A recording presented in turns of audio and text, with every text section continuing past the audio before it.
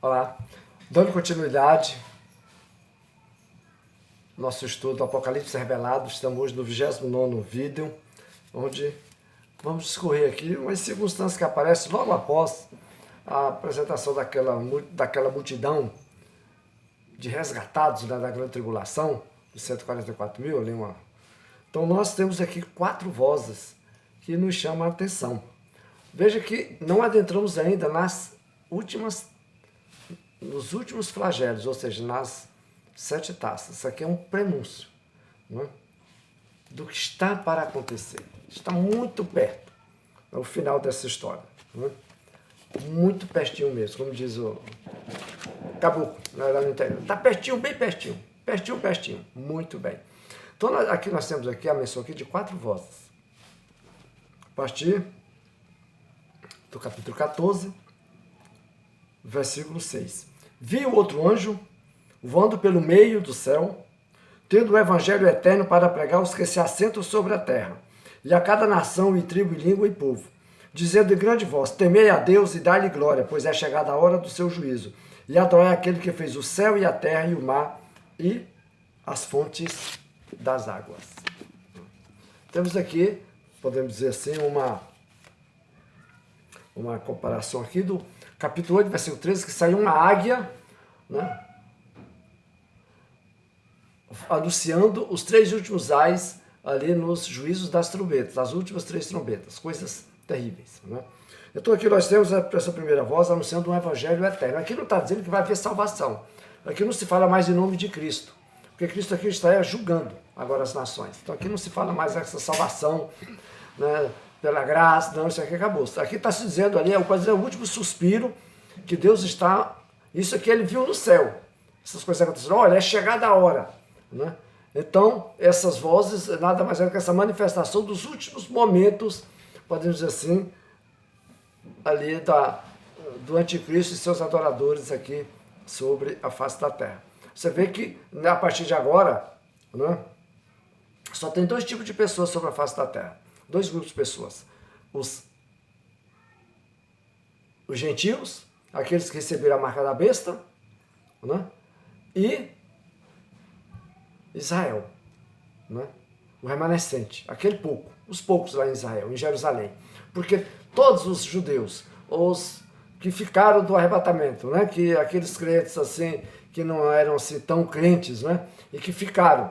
E quando se manifestou o anticristo, eles já tendo um conhecimento da Bíblia, disse: não, isso aí nós não podemos seguir esse cidadão aí, porque senão nós estamos perdidos. E aí muitos não aceitaram, juntamente com muitos judeus também não, os que estavam entre as nações, e foram tremendamente perseguidos e mortos. Então, quem cria, que veio a crer durante esse período, foram mortos. Então, já estão aqui, simbolicamente falando, os 144 mil. Certo? Os que ficaram foram os gentios marcados, né, com a marca da besta, e o remanescente de Israel lá em Jerusalém. E os exércitos do anticristo caminhando para Jerusalém. Né?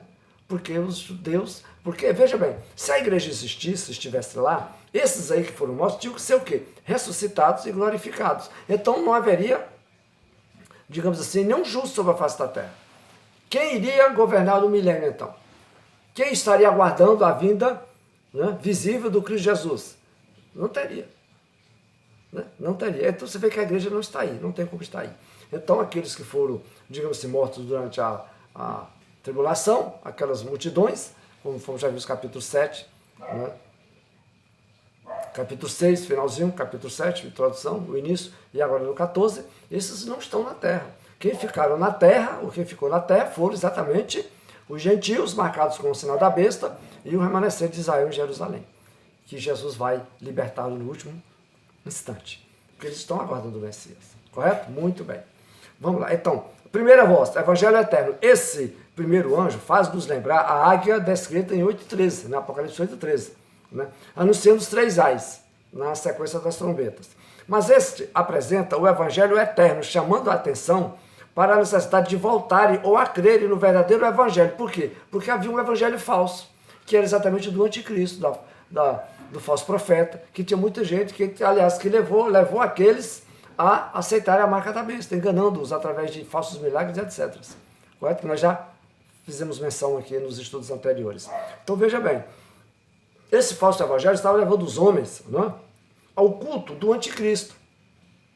Então o anticristo ele é um falso objeto da adoração dos homens. Esse evangelho anunciado pelo anjo é imutável e deveriam seguir e temer tão somente a Deus, o seu Criador, e não o anticristo. Então esse é o propósito.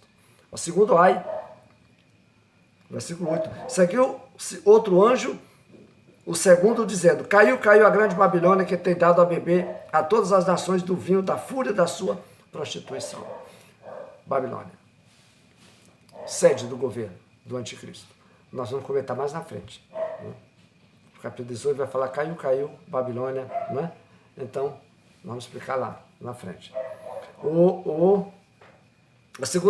A terceira voz, perdão. Seguiu-se a estes outro anjo, o terceiro, dizendo em grande voz: se alguém adora a besta e a sua imagem, e recebe a sua marca na fronte ou sobre a mão, também este beberá do vinho da cólera de Deus, preparado sem mistura do cálice da sua ira, e será atormentado com fogo e enxofre diante dos santos anjos e na presença do Cordeiro. A fumaça do seu tormento sobe pelos séculos dos séculos, e não tem descanso algum, nem de dia nem de noite. Os adoradores da besta e da sua imagem, e quem quer que receba a marca do seu nome, aqui está a perseverança dos santos, os que guardam os mandamentos de Deus e a fé em Jesus. Pois muito bem. Essa terceira voz é direcionada diretamente para aqueles que receberam. Porque, como eu já disse, não há mais aqui ninguém para, a não ser os remanescentes de Israel, para serem libertos. Mais ninguém. Então esse aqui é o castigo desses que ficaram. Aquele que receber a marca da besta, o 666, receberá sobre si o vinho da cólera de Deus. O vinho simboliza o entusiasmo, tal qual a fornicação e a idolatria. As duas se combinarão quando o anticristo revelar o seu poder. As nações seguirão o anticristo com um senso de realização. Não, ele está certo. Entendeu? Principalmente os jovens, como eu já falei no vídeo anterior, serão os mais, né, atingidos. Os primeiros a aceitar a marca da besta, né? O mundo inteiro correrá atrás do engodo de Satanás. A prostituição simboliza o efeito intoxicante da meretriz, que vamos logo em seguida fazer um estudo sobre ele, né? Que usa de bebidas e outros artifícios para atrair e escravizar os fregueses. Roma era hábil para escravizar os homens, tanto política como religiosamente, né? O quarto ai, perdão, a quarta voz. Então ouvi uma voz do céu dizendo: escreve: bem-aventurados os mortos que desde agora morrem no Senhor. Sim, diz o Espírito, para que descansem das suas fadigas, pois as suas obras os acompanham.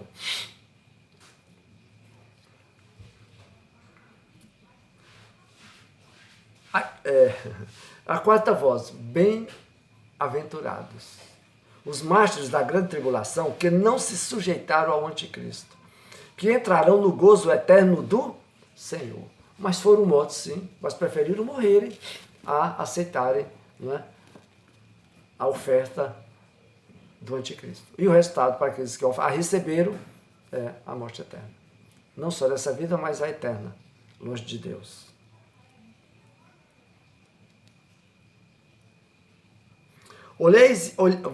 Agora nós temos aqui algo chamado a ceifa. A ceifa.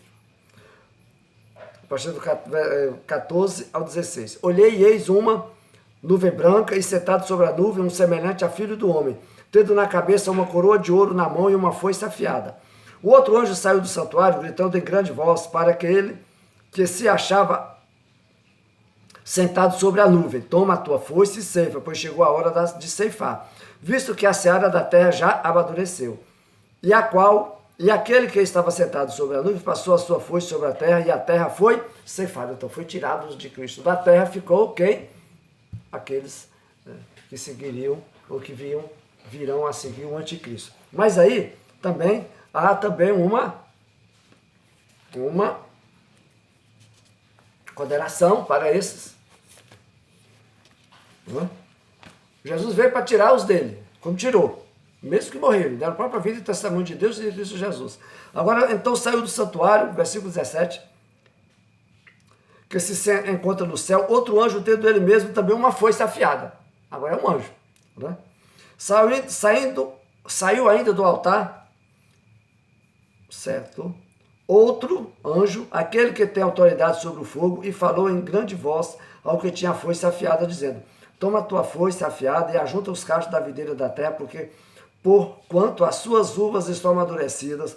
Então o anjo passou a sua foice na terra e vindicou a videira da terra e lançou-o na grande lagar da cólera de Deus. E o lagar foi pisado fora da cidade e correu sangue do lagar até o freio dos cavalos, numa extensão de 1.600 estádios. Uma matança cruel, né? Isso aqui, cruel. Então esses aqui, que foram mortos aqui, aliás, que foram recolhidos, para a condenação eterna. Sabia disso? Não é para ir para a presença de Deus, não. Para a presença de Cristo foram os que ele recolheu. Esses aqui ficaram, o anjo veio e levou. Né? Uma simbologia de dizer o quê? Aqui acabou a ceifa. Jesus primeiro tirou o trigo e deixou o joio. E o joio foi lançado no fogo, como ele diz na sua parábola. Deixa os dois aí caminharem juntos, porque no final virá o agricultor, retirará o trigo, que é a coisa boa da terra, e queimará o joio. E aqui é outra, digamos assim, outra situação para dizer a mesma coisa.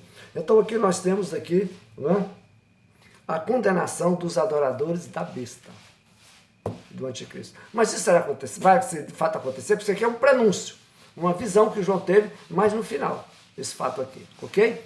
Então, muito bem. Deus abençoe você na compreensão dessa palavra. Leia o texto devagarzinho, né, que eu só tentei clarear mais um pouco para você, ok? Então, até o nosso próximo vídeo, em nome de Jesus. Deus te abençoe.